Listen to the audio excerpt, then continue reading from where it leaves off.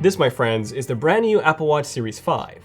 And we have it in both stainless steel and titanium. There we go, 2 Apple Watches, Series 5. Also, huge shout out to BandWerk, who makes some amazing Apple Watch straps, for sending over the black stainless steel for me personally. More about BandWerk straps in this video, but yeah, this is it. This is the Apple Watch that we've all been waiting for since, well, it now has an always-on display. So let's unbox both of these, the Apple Watch Edition in titanium and the black stainless steel Apple Watch, and I'll give you my thoughts on these two in this video as well. So grab some snacks and enjoy.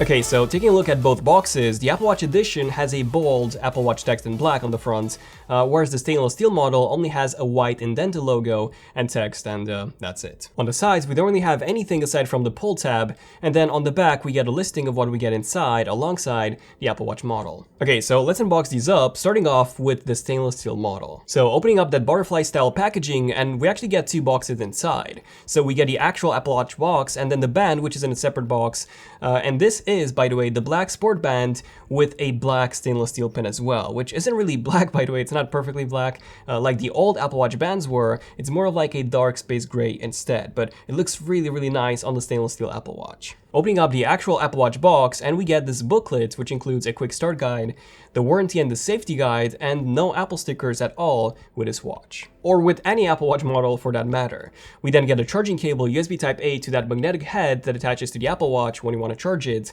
And then if you get a stainless steel or the Edition model, that head, the back and the sides of it would actually be made out of stainless steel rather than plastic like we get on the aluminum models. But yeah, functionality-wise, this is exactly the same thing. And finally, we get the charger, which in the UK is this very compact and portable travel charger that also folds the pins inside. Really cool stuff. And then the Apple Watch Series 5 is just sitting there in this microfiber pouch, which actually matches the color of the watch that's inside. And yeah, that's pretty much it for the stainless steel model. Now, the unboxing experience for the Edition is similar, but a bit different. So the inside of that butterfly cardboard that's holding the watch box and the band box has a black inside rather than the white one that we get with the aluminum and the stainless steel models. The band that I got for the titanium model is the black Milanese loop, which just looks stunning. And then onto the Apple Watch Edition box, the first thing that we get is the booklet, which is noticeably thicker than the stainless steel one. And here we get a quick start guide, which does say Apple Watch Edition on it, and it seems to be more detailed than a stainless steel one, and it also matches the color of the watch inside. So yeah, a bit more attention to detail for the Edition. And then it seems like we actually get a free band inside, this Apple Watch Edition booklet. So this is the dark gray sport band that actually matches the color of your watch. What I mean by this is that if you get the black titanium, you would get this band. If you get the regular titanium, you would get the light gray sport band. And then if you get a ceramic Apple Watch, you would get the soft white sport band. So all of these band colors are actually exclusive to the Apple Watch Editions that you pick. So you cannot buy them separately, at least as of right now. And that's pretty much everything in terms of exclusive content for the Apple Watch Edition. Now, aside from this, we also get the same charging cable, the same charger, and now we have the titanium Apple Watch in its own pouch, the dark gray pouch, which looks pretty sleek. And there you go, the black titanium Apple Watch Edition. Okay, so I've been playing with both of these for the past few days, mostly the stainless steel one, and here's what I think about both so far. The stainless steel model looks pretty much identical to my Series 4. I mean, identical, same dimensions, same thickness, same casing materials. So yeah, holding them next to one another and you really won't be able to tell the difference. The titanium one is the new casing material here, and it looks good. For the most part, that is. I mean, it's a bit of a weird one because it looks and feels like a matte stainless steel. So it's got that cold feel to it, unlike the aluminum one, which feels warm. So I do like that, but at the same time, it's not as shiny as the stainless steel one is. It's literally in between the aluminum and the steel in terms of how the casing material looks and feels like. Personally, I still prefer the stainless steel. And that's mostly because of that seamless transition between the glossy black display and the glossy black stainless steel case. It just looks as if it was all made from a single block of metal or glass. So yeah, it looks really, really cool, and this is the reason why the black stainless steel still remains my favorite, because you don't get this with any other Apple Watch. But something that you might be able to tell between the titanium and the stainless steel model is the weight difference. So the stainless steel model weighs 47.7 grams versus 41.8 on the titanium one. So it's not as noticeable as I expected, but yeah, holding them both in my hands, I can tell that the titanium one is slightly, but just slightly, lighter. I really do like the brushed metallic look of the titanium a lot, but the stainless steel still remains my favorite. You can, however, get the titanium and silver, which is the natural color of titanium. Mine's the black one since, well, you can probably tell that I like black. Now, probably the best part about the Apple Watch Series 5 is that it still uses the exact same mechanism for the bands. Yes, the exact same ones that we've had since the original Apple Watch in 2014. Yes, that's when the Apple Watch was officially unveiled in September 2014, 5 years ago. And this is just amazing. This means that all of your bands will still perfectly fit your Apple Watch Series 5. And speaking of the watch bands, the ones that Apple sells are okay. A bit overpriced, and my leather loop, for example, that one broke after 3 months or so I had to get it replaced, which was a pain because Apple said it doesn't have any warranty.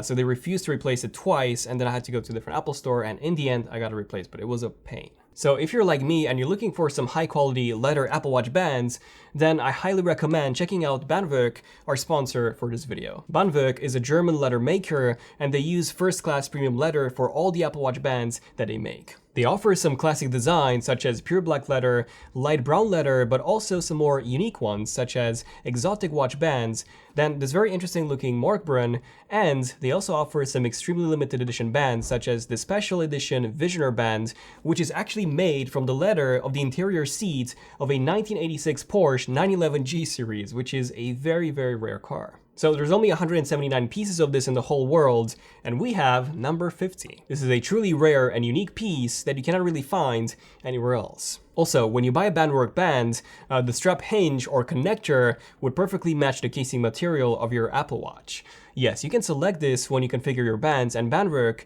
even offers titanium hinges for this brand new Series 5 titanium Apple Watch. So do check BandWerk out for some truly unique and special Apple Watch bands by using the link below, and we're also giving away all of these bands for free. Yes, we're giving them away aside from the limited edition Porsche because I really want to keep them on, sorry guys. But yeah, we're giving away all the other ones.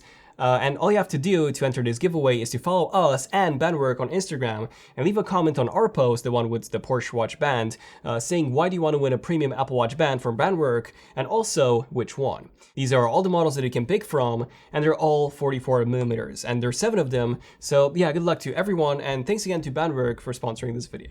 Okay, so now let's talk about the functionality.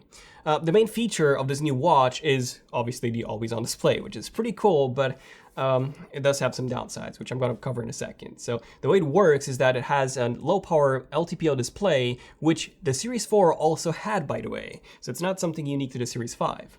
But the Series 5 does have a new display controller that allows it to switch the refresh rate to as low as 1 Hz, down from the usual 60 Hz. Okay, so when you tilt your wrist back or even put your palm over the display to put it into sleep, rather than the display going black like it usually does, it will show you the full watch face, only slightly dimmed. Now, in cases where you do have a watch face with a lot of movement, like the Toy Story watch faces, or one that has a lot of bright areas like the white ones do, then the colors would get inverted so that everything's black. Since, you know, on an OLED display, the pixels that display black are actually turned off, so they actually consume zero energy. Now, the display would be way dimmer in always-on mode than it is normally, so you are losing the brightness, but, you know, at least you have a display that's always on, something that Android watches have actually had for many years now, and something that's been the main issue and the main lacking feature on the Apple Watch. And having an always-on display is just amazing. You no longer have to tilt your wrist to see the time or your notifications, and if you're worried about your privacy, by the way, you can enable this blur effect, which actually blurs all of your upcoming notifications when the watch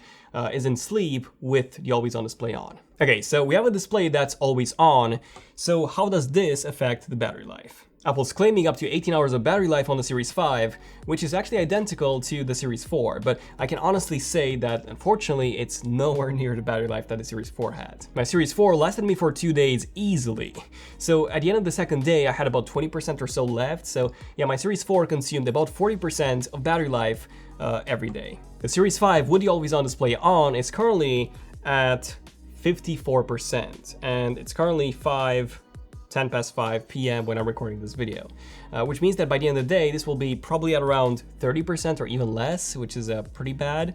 So it will definitely last you a day, but definitely not 2 days like my Series 4 easily could. And I'm a pretty light user myself, actually, so I almost always have Do Not Disturb enabled, since I get a ton of notifications and I'll be constantly spammed by my Apple Watch otherwise. And I usually don't fill my yellow ring.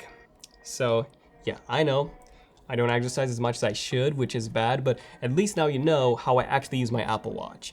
Mostly for time tracking, and when I do get notifications, I just swipe down to see all of them, and yeah, that's mostly it. So, if you're a heavy user and you use cellular, GPS, and you listen to music, and you go out for a run daily, and you plan on this thing lasting you for an entire day, no. It won't. So I actually went on Apple's battery page for the Apple Watch, where they detailed all the tests that I've done in order to achieve that 18-hour battery life that they promised, and can you guess what? There is no mention at all of the always on display. They don't mention if this was turned on or turned off, which kind of makes me believe that the tests were done with the display, always on display turned off. Otherwise, they would have mentioned it because, you know, it would have been a bragging right, to be honest. And yes, you can in fact turn the always on display off from the settings, but in this case, this will just be a Series 4 with a compass. And that's it. Oh, and speaking of the compass, it is pretty amazing. So it not only shows you the exact direction that you're facing, but also the inclination, the ground elevation, as well as your actual coordinates, so your longitude and latitude. So yeah, this is quite amazing for if you, I don't know, get lost in the woods. Just make sure that you turn that always on display off. Otherwise, you know, the compass will last you for like, what, 2 hours? Yeah, make sure you do that. Joking, not really. But aside from these three features, the neat titanium casing material, the always on display, and the compass, there's nothing really new to this new watch. Now, some of you will say, yes, but Daniel, it has the Apple Watch S5 processor, or the SoC, which is true, but this one actually includes the same CPU and GPU as we have in the Series 4. So performance-wise, the Series 4 and the 5 are identical. It's just that a Series 5 has more casing options, it comes with an always on display, and a compass.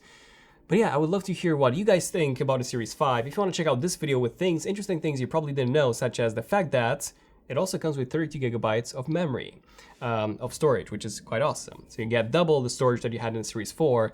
But yeah, if you have a Series 4, don't upgrade.